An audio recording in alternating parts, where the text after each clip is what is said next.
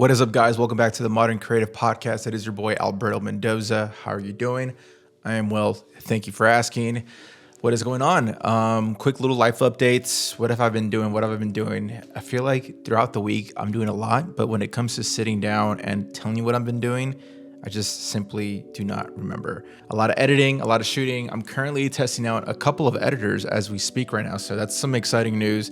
Take the workload off me and start delegating some of those little, I'm not going to say little tasks because they're pretty big tasks. But if I could find an editor that's a little better than me, that's going to be a plus for me. And I could just focus on working on the business rather than working in the business. So got that going on. Hopefully it works out. There's like the freaking 6th editor I'm kind of trying out right now as we speak. But yeah, other than that, a new drone just dropped this week, and that is the DJI Mavic Air 3.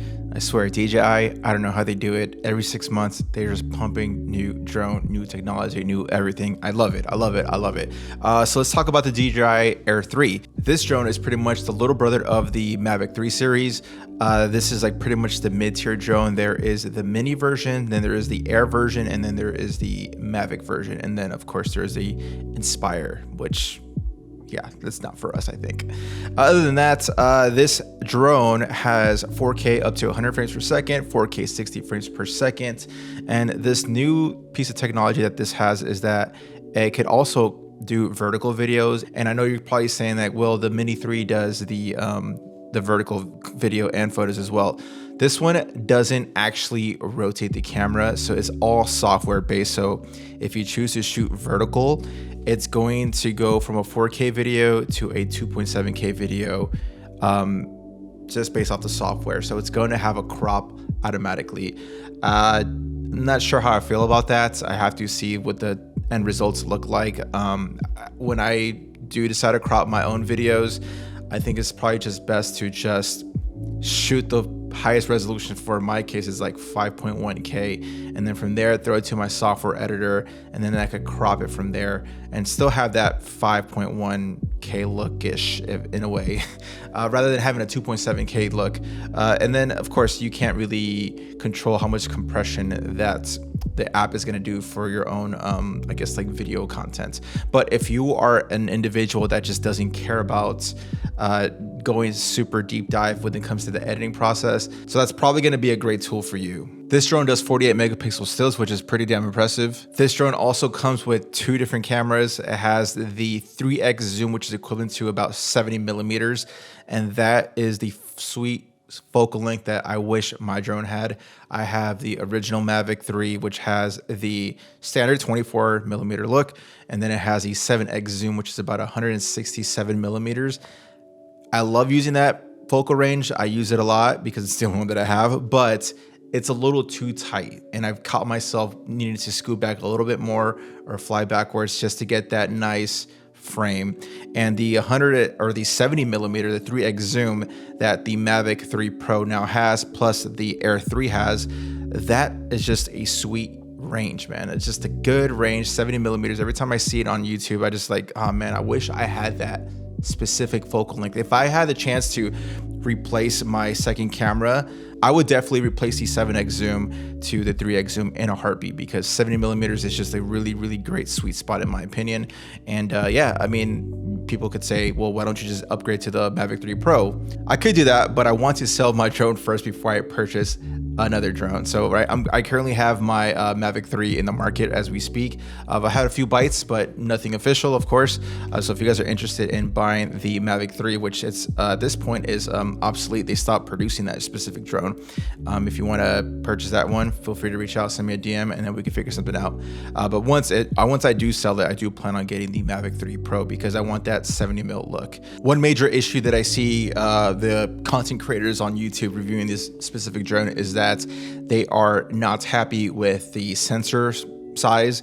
It's actually a smaller sensor than I believe the Air 2S, which doesn't really make sense how that works. Again, I'm not really familiar with the Air series. I'm more of the Mavic series. And yeah, I mean, people are really not happy about that. So it's hard to advertise that you could shoot so many megapixels and so much resolution when when the sensor is really the key to pretty much everything. So that's why it's quite annoying when people with like the iPhone or like the new Androids roll out, they always advertise 48 megapixels, 50 megapixels, so many megapixels, but the freaking sensor is like this big. And so like, it doesn't really make sense how you could do that. What they pretty much do is they divide the sensor into quarters or sometimes even more. I could get really nerdy with this, which I'll probably lose you guys, but look into that if you guys really care about that. But it's really it sounds great for marketing purposes, but in reality, all those megapixels is a bunch of BS.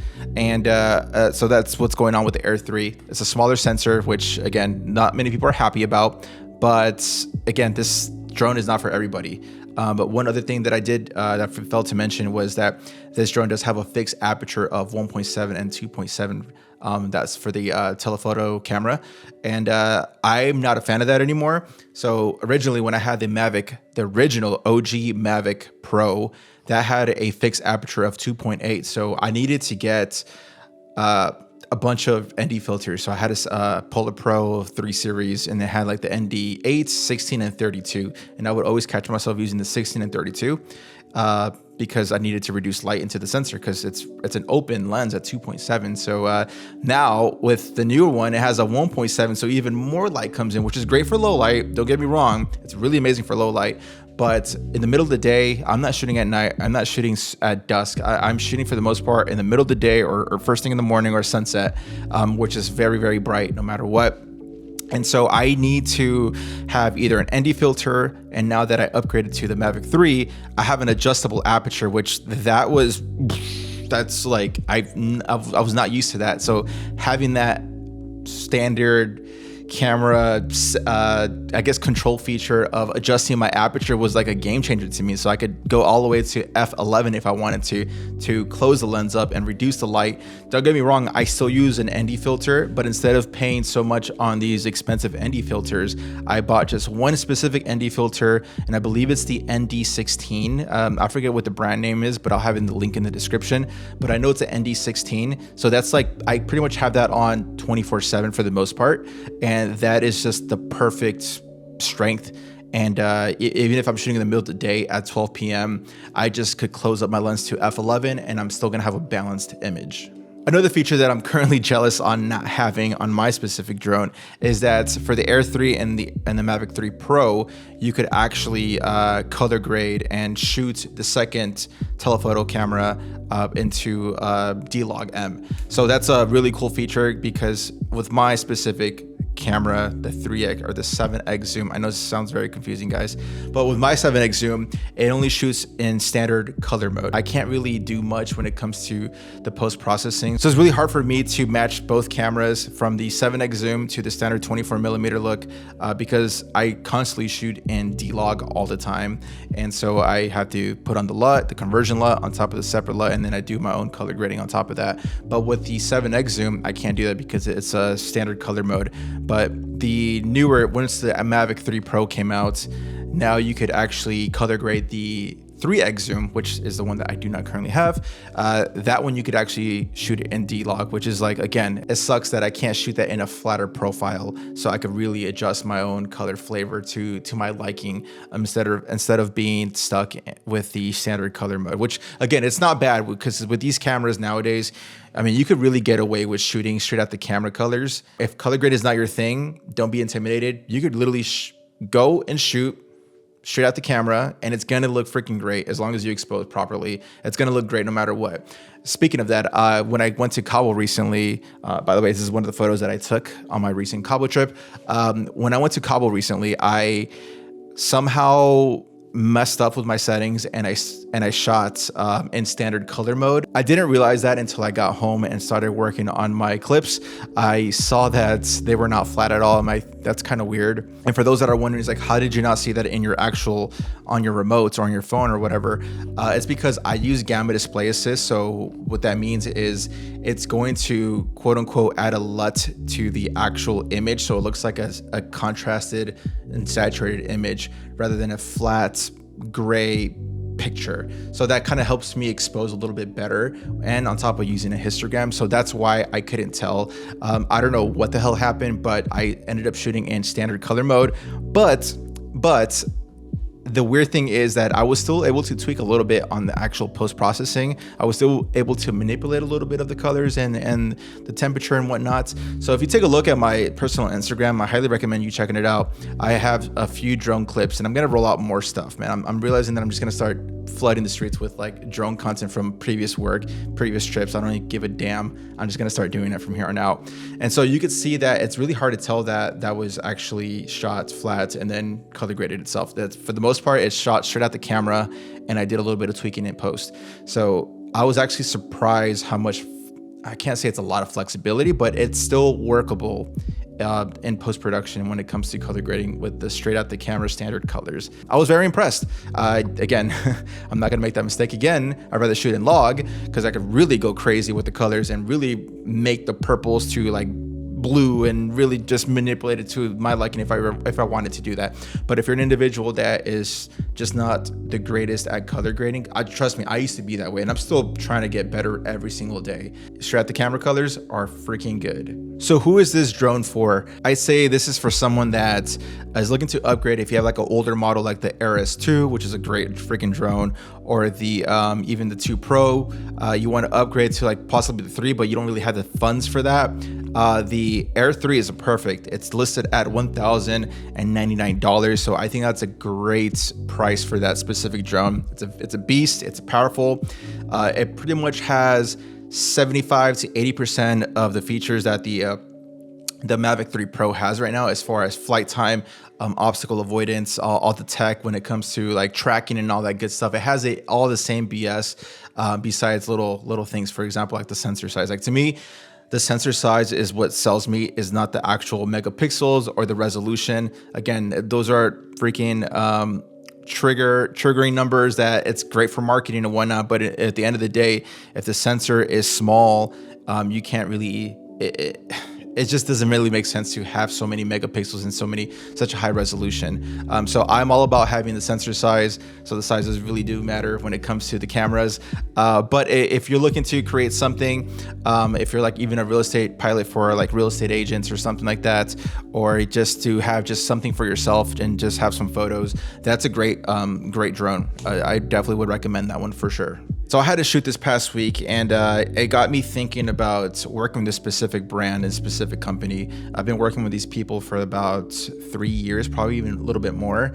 And it got me thinking, like, damn, like we've both seen each other grow from like being scrubs to like now, well, they're for sure like powerhouses in their specific field. And it got me thinking, like, man, like they still mess with me, and they still value me, and they still want to work with me even through all these years. Like, they could probably hire someone else if they wanted to. And it got me thinking about like the key of nurturing those relationships. So I want to talk about 5 tips on how to nurture those relationships. Tip number 1 is communication is key. I know it's very cliche to say, but it's very important to be fully transparent with your client as far as like expectation goes, letting them know how things are going, giving some status updates with current projects. It's very important to maintain open and transparent communication with your clients within and throughout the project. So one thing I do is constantly let them know expectations, like, all right, for a project like this is going to take this amount of days or weeks or whatever, on top of like let them know like, hey, we're in stage 1 of the editing process, stage 2 of the editing process, whatever. I need you guys some feedback. So that's one thing I think I do pretty decent, is constantly letting them know what's going on. If anything, I feel like I over communicate, and there's nothing wrong with that, in my opinion, as long as you have boundaries. Going back to the previous episode, I'm not going to text people. I'm going to send them emails and whatnot, and that's how I keep my communication. And if there's any weirdness happening, there's always a paper trail that you can fall back to, and it's been kind of working out for me. Also, if they do email you, it's very important to respond to them promptly. Again, I'm not going to respond at 9 p.m., 10 p.m. or whatever, or maybe sometimes on a weekend. But when it comes to like working hours, Monday through Friday, I try to respond quite fast. It's especially if you're out and about via mobile, unless I'm actually shooting something. Of course, I'm not present to be grabbing my phone and checking what's going on. But if I'm on a break or something like that, and I grab my phone and I see a couple of emails and it's very easy to respond via mobile, then I'm going to do that real quick. And I do that quite often. And one thing I do always get is like, oh, thank you for the fast respond. I get that quite often. And to me, it's like, well, duh, I'm going to respond. But apparently not many people respond on time, or they give it to 24 to 48 hours, which I just don't believe in. If I could do it right there and then, I'm going to do it right there and then. I saw something on Threads that was pretty interesting. I don't remember the exact quote that this person said. By the way, I'm like kind of loving Threads. I know it kind of dipped down since the hype, but I still enjoy it. Anyways, one person said, like, remember guys, like, people close deals when they respond the fastest to an email inquiry. And I thought that was like, yo, facts. Like, I make sure to respond pretty quick whenever I do get an inquiry. And if I'm not ready to provide certain information, I at least let them know, like, hey, I saw your message, I'm interested, and let's continue this conversation. So keep communication afloat. Let them know about the progress, let them know about what's going on when it comes to scheduling, let them know about the finishing touches, strategy, whatnot. Just make sure you're keeping that communication as clear as possible. It's also very important to listen and understand their needs. Take the time to understand your client's preferences, needs, and concerns. One thing I've learned throughout this whole freelance game is that people really love to talk, and people love to talk about themselves. And so I make sure to be aware of that. So when I am having these Zoom meetings or even phone calls, so I always make sure to just shut up and just listen to them. I make sure to have a notepad and a pen and just jot down some key information that they're telling me, as far as like, who is your target audience? Who is this video for? How many videos do you want? Do you want it for social media, or do you want it for YouTube, Vimeo, etc.? All those key details. So I do throw a million questions at them, but I always tell them, like, hey, the more information I get from you, the better understanding I have of what is it that you need, the better I could tailor this specific package for you and have the end results work out for you. Number 3 is to be reliable and consistent. To this, I do not understand when creatives do not go with their word. I don't get that, man. So I make sure to always be reliable when it comes to communicating, when it comes to showing up on time, if that, when it comes to delivering an experience to them, when it comes to delivering the actual end result. And yeah, man, I don't know. It's just, to me, it's like basic 101, but apparently it isn't. Not many people do that. So I don't quite understand that. If I tell someone I'm going to deliver a video within 48 hours, I'm going to for sure have a video within 48 hours. I just, no ifs and buts. I have caught myself to shoot myself in the foot where I say I'm going to do something really quick, and then a live comes at you, and then crap, I need to turn this video in. But I make sure to actually always deliver on time. That form of consistency is going to build trust and reliability. And trust me, that's going to take you super far. Number 4 is to exceed expectations. Go the extra mile. If you tell them you're going to deliver 4 videos, I might throw in a 15 to 20 second Instagram reel on the house, just to show, like, hey man, like, I really care about your success.